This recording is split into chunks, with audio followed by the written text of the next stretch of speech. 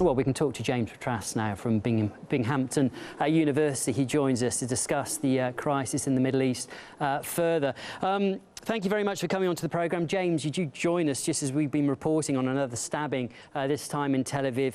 Why has this violence just escalated increasingly over recent months, do you think? Well, I think Israel has declared war on the Palestinians since October 1st to November 17th.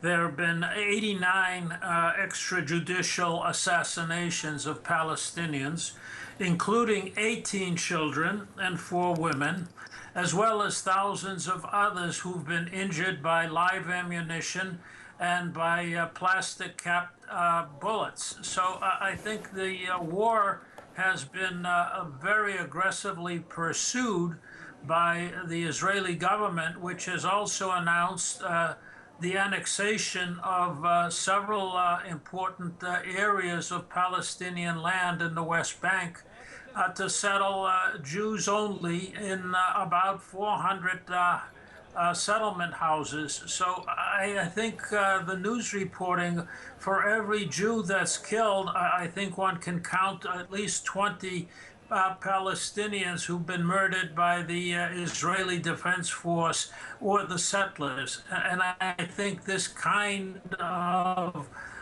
warfare has unfortunately spilled over into the building in which RT is located. Every single day, Palestinian houses and settlements are invaded by the Israeli army, and settlers continue to deface Palestinian property, and this goes unreported. There's every day that a Palestinian is killed, you don't read about it. 2 Jews are stabbed, and suddenly it becomes big news. Do you see an end to this? I mean, well, I say an end to this, it's a very complicated situation, but do you see these sort of events getting worse and worse? Do you see the violence continuing in the near future and getting worse? No question. Israel is on a roll. You have the most extremist pro-settler government in the history of Israel. There are already been 200,000 Israeli occupants of Palestinian land under President Netanyahu, and they declared that this will continue. I foresee Israel pursuing a policy of expulsion of Palestinians and annexation of the entire West Bank. I think that's clearly in the mind of Netanyahu. And of course, the Palestinians will resist this dispossession.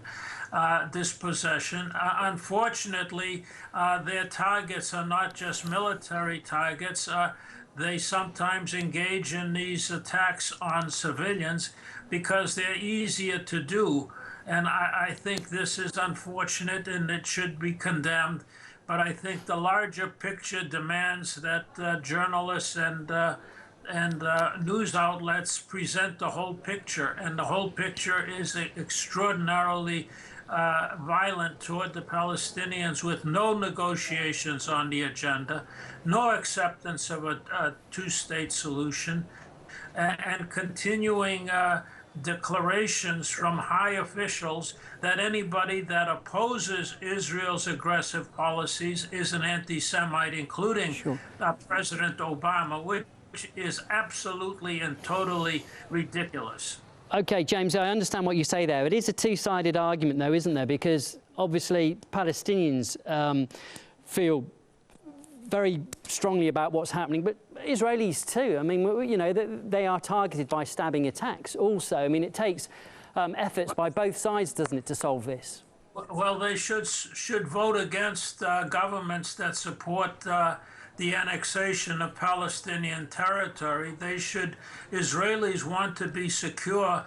They should push their governments to enter negotiations and accept a two-state solution and depopulate the vast areas of the West Bank, which they have annexed. I think that's the way to go. Instead of escalating the war and provoking Palestinian retaliation, they should begin a peace process instead of accelerating the war process.